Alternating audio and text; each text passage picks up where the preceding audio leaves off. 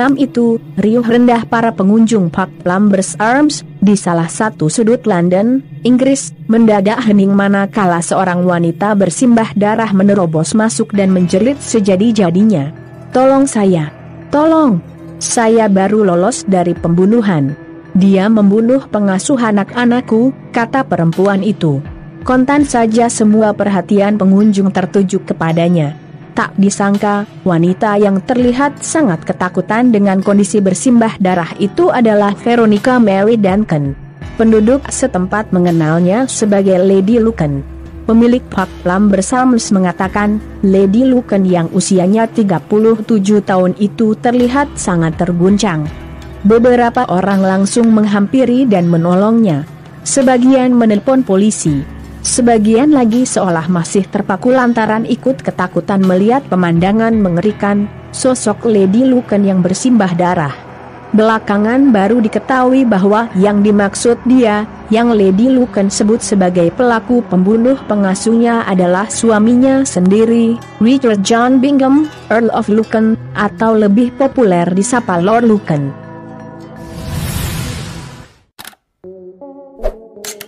Di negeri Ratu Elizabeth II, John Bingham sudah barang tentu bukan orang sembarangan. Begitu juga dengan silsilah keluarganya. Moyangnya, Earl of Lucan ketiga punya peran besar dalam pertempuran balaklava antara Imperium Inggris dan Perancis melawan Rusia pada 25 Oktober 1854 silam. Ayahnya, George Charles Patrick Bingham, Earl of Lucan ke-6, adalah seorang Anglo-Irlandia yang punya jasa cukup besar untuk monarki Inggris. Lord Bingham, begitu biasa dia disapa, sudah bergabung di kemiliteran Inggris sejak Perang Dunia I. Di masa itu, Lord Bingham adalah seorang letnan 2 yang ditugasi sebagai pengawal Coldstream. Adapun di masa Perang Dunia II, dia adalah seorang kolonel dan memimpin Batalion 1 Resimen dari tahun 1940 hingga 1942.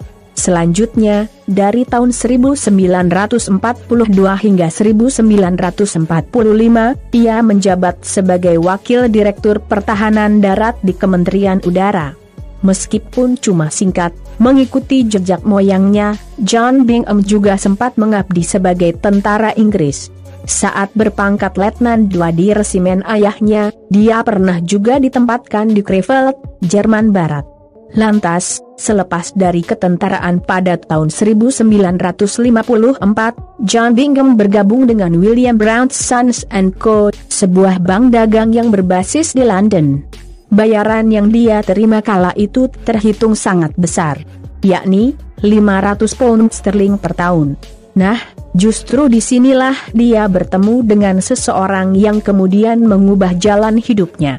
Seseorang itu adalah Stephen Raphael, pialang saham yang hobi bertaruh di meja judi. Backgammon adalah salah satu permainan judi favoritnya.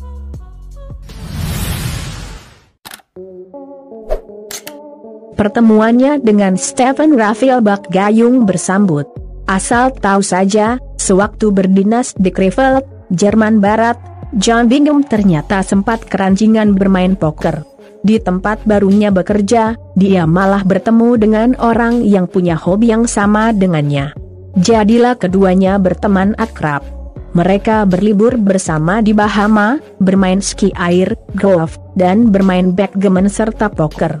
John Bingham lantas menjadi anggota klub John Spinell Claremont di Berkeley Square pada tahun 1960. Sebuah tongkrongan milik John Spinell untuk kalangan kaya, anak pejabat dan politisi. Siapa sangka jika Dewi Fortuna tengah menggelayuti John Bingham kala itu? Bagaimana tidak? Dia sering menang di permainan keterampilan, seperti backgammon dan bridge. Bahkan, dia sampai memenangkan taruhan sebesar 26.000 pound sterling di Le Touquet, Perancis. Karena kemenangan itu, ia lantas dijuluki Lucky Lucan, dan membuatnya terjun ke dunia judi profesional, meninggalkan karirnya di dunia perbankan. Mengapa aku harus bekerja di bank, ketika aku bisa mendapatkan uang setahun dalam satu malam di meja judi, ujarnya.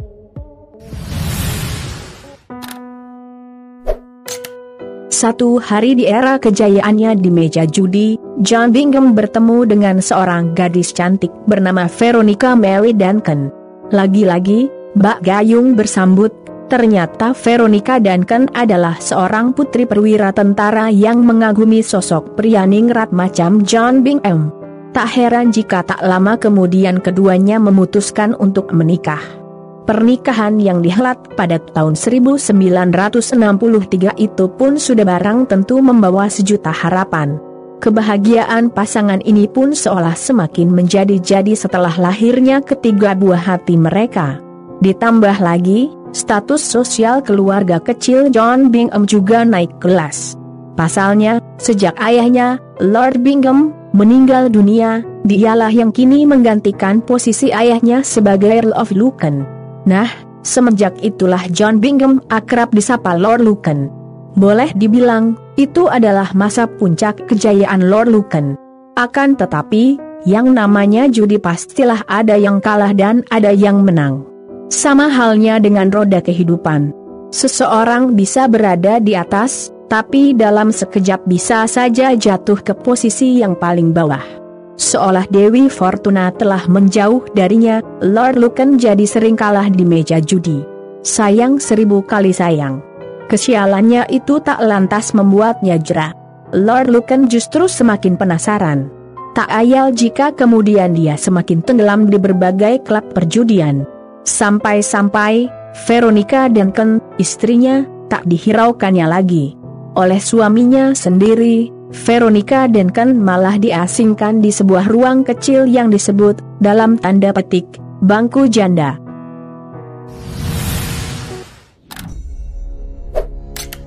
Celaka, hutang Lord Lucan di atas meja judi semakin menjadi-jadi.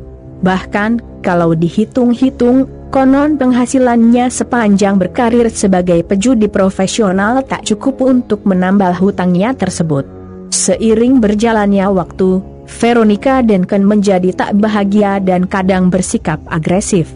Puncaknya, Veronica Duncan menggugat cerai.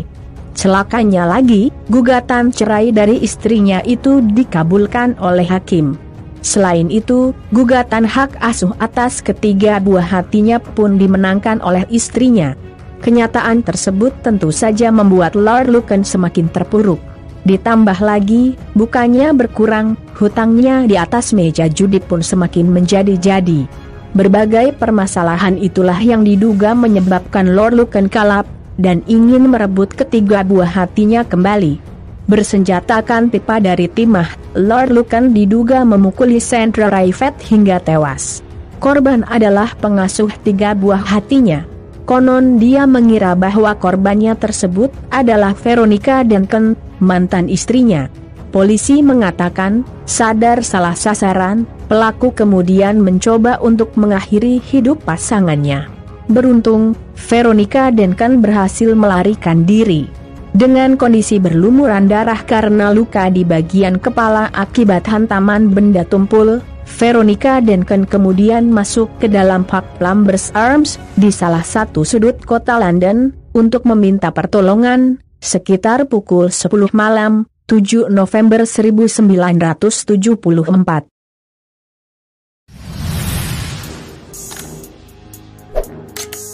Di tempat lain, sadar salah sasaran dan tak berhasil menghabisi istrinya, Lord Lucan kemudian melarikan diri. Polisi yang mengejarnya kala itu pun tak berhasil menangkapnya. Tak ada yang mengaku melihatnya, kecuali Susan Maxwell Scott, sahabatnya. Belakangan baru diketahui bahwa Lord Lucan berkendara sejauh 45 mil ke arah Uckfield di East Sussex, di mana teman dekatnya, Ian dan Susan Maxwell Scott tinggal. Ian sedang tak ada di rumah. Susan membukakan pintu dan mempersilakannya masuk. Kepada Susan, Lord Lucan yang bertampang kusut dan acak-acakan, mengaku melihat sang istri, Veronica Duncan, diserang seorang pria. Ia kemudian masuk, namun tergelincir kubangan darah. Lord Lucan mengaku, pria itu langsung kabur. Sementara, Veronica yang histeris menudingnya mengirimkan tukang pukul untuk menghabisi dirinya dan pengasuh buah hati mereka. Selama berada di rumah sahabatnya, Lord Lucan sempat menelepon ibunya dan menulis 2 surat untuk kakak iparnya, Bill St. Kidd, tertanggal 7 November 1974. Untuk Bill, situasi paling menakutkan terjadi malam ini. Ketika aku menyela pertarungan di Lower Belgrave Street, pelaku kabur, dan Veronica menudingku telah membayarnya. Aku membawanya ke lantai atas, berusaha untuk membersihkan tubuhnya. Ia berbaring, tak bergerak, namun hanya sesaat. Saat aku ke kamar mandi, ia kabur. Bukti tak langsung yang melawanku sangat kuat. Maksudnya Veronica, akan mengatakan, semua itu adalah perbuatanku. Telah menunjukkan kebenciannya padaku di masa lalu dan akan melakukan apapun untuk melihatku dipersalahkan.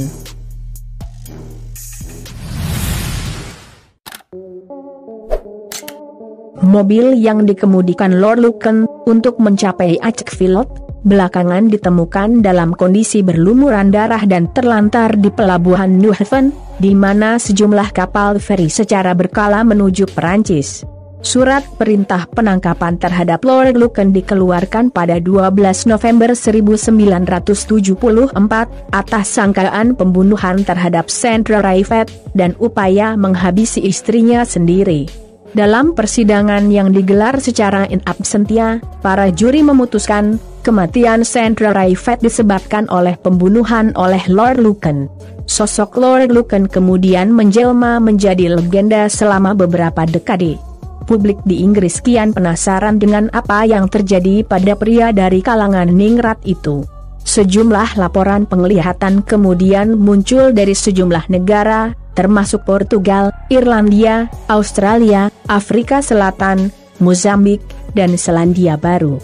Bahkan, muncul klaim yang menyebut bahwa Lord Lucan lari ke India, dan hidup sebagai hippie bernama Jang Lee Berry, pun dengan kisah yang terdengar aneh bahwa ia menempak dirinya sendiri dan mengumpankan jasadnya ke sejumlah harimau di dalam kandang kebun binatang. Lord Lucan secara legal dinyatakan meninggal dunia pada 1999, sementara sertifikat kematian dikeluarkan pada 2016. Susan Maxwell Scott, yang diduga sebagai orang terakhir yang ditemuinya, meninggal pada September 2004, dengan membawa banyak rahasia ke liang lahatnya. Dalam wawancara di televisi pada Juni 2017, Veronica Duncan alias Lady Lucan, yang menuduh suaminya sebagai pembunuh, mengaku yakin, mantan pasangannya itu telah mengakhiri hidupnya sendiri. Saya mengira, dia naik feri dan melompat di tengah-tengah Selat Inggris, tepat di baling-baling kapal, sehingga jasadnya tak akan ditemukan. Kupikir, itu tindakan yang sangat berani, ujarnya. Lady Lucan kemudian ditemukan tewas di rumahnya di Belgrave, London Pusat, 3 bulan setelah wawancara tersebut, tepatnya pada 26 September 2017, petang. Usianya kala itu 80 tahun. Putranya, George Bingham, Earl of Lucan ke-8 mengatakan, ia meninggal dunia di rumah, sendirian, dan tampaknya dengan damai. Menghilangnya Lord Lucan adalah salah satu misteri dalam sejarah kriminalitas Inggris yang belum terpecahkan, pun sampai sekarang. Semoga ada hikmah serta pelajaran berharga yang dapat kita petik dari video kali ini. Sampai jumpa lagi di video menarik lainnya dari kanal ini. Jangan lewatkan juga video terbaru dari kanal Yuda Putra Kusuma. Salam sejahtera selalu buat Anda sekalian. Terima kasih.